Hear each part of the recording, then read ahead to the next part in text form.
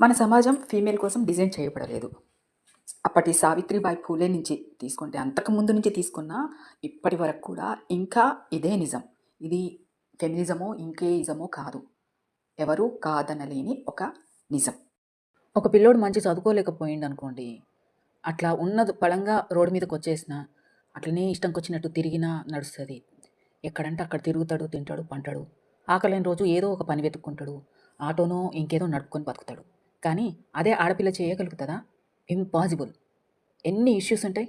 అందుకే చదువు అనేది అందరికీ ఇంపార్టెంట్. కానీ మగపిల్లల కంటే కూడా ఆడపిల్లలకు చదువు అనేది చాలా చాలా ఇంపార్టెంట్. హుందాగా బతకాలన్నా, తనను తాను సురక్షితంగా ఉంచుకోవాలన్నా చదువు అనేది చాలా ముఖ్యం. చదువు లేకపోతే ఏ స్కిల్ అయినా నేర్చుకోవాలి, తప్పదు. ఈ మధ్య నేను 2 కేసులు చూసిన. ఇంట్లో పరిస్థితుల వల్ల కావచ్చు, పెద్దవాళ్ళ ప్రభావం కావచ్చు, మైనర్ అమ్మాయిలే పెళ్ళికి సిద్ధపడిపోతున్నారు. అది ఎంత డేంజర్. వాళ్ళకి మనం నచ్చచెప్పగలుగుతామా? నేను నచ్చచెప్పే ప్రయత్నం కూడా చేయలేదు. ఎందుకంటే మనం చెప్తే వాళ్ళు వినరు. మనం ఆపాలన్నా ఆపలేం వాళ్ళను. నా లిమిటేషన్స్ నాకున్నాయి, నాకు తెలుసు. అందుకే సున్నితంగా వాళ్ళకు హెచ్చరించిన. ఏంటంటే నాకు తెలిసేలా పెళ్లి జరిగితే మాత్రం నేను పోలీస్ కంప్లెయింట్ ఇస్తా అని. దాంతో వాళ్ళు మా ఏరియా వదిలేసి వేరే ఏరియాకి షిఫ్ట్ అయిపోయారు. నా కళ్ళ ముందు వాళ్ళ పెళ్లి జరగలేదని సాటిస్ఫై అవ్వడం తప్పితే నేనేం చేయలేను. కానీ ప్రతి ఆడపిల్లకు ఒకటి చెప్పాలనుకుంటున్నా. సావిత్రిబాయి ఫూలే గారి గురించి తెలుసుకోండి. తెలుసుకోవాలంటే ఎన్నో వీడియోలుంటాయి. ఇప్పుడు నేను చెప్పడం అవసరం లేదు.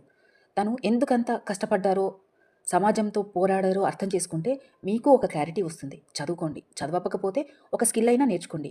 డిజిటల్ మీడియాని యూజ్ చేసుకొని ఎదగాలనుకుంటే ఈ రోజుల్లో ఎన్నో అవకాశాలు. రాబోయే వీడియోలో మంచి స్కిల్ ట్రైనింగ్ సెంటర్ గురించి ఎక్స్ప్లెయిన్ చేస్తా. సంపాదన అవసరం లేదు అనుకున్నా కానీ చదువు లేదా ఏదైనా ఒక స్కిల్ నేర్చుకోవడం తప్పనిసరి ఎవరికైనా. ఎప్పటికప్పుడు మిమ్మల్ని మీరు అప్డేట్ చేసుకుంటూ పోతే లైఫ్లో ఏ స్టేజ్లో అయినా మీరు ధైర్యం కోల్పోయే పరిస్థితిలో ఉండరు. నేను ఒక ఆడపిల్లనే.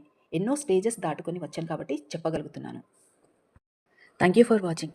ప్రతి ఆడపిల్లకి ఈ వీడియో చేరితే బాగుంటుందని ఆశిస్తున్నాను. Thank you.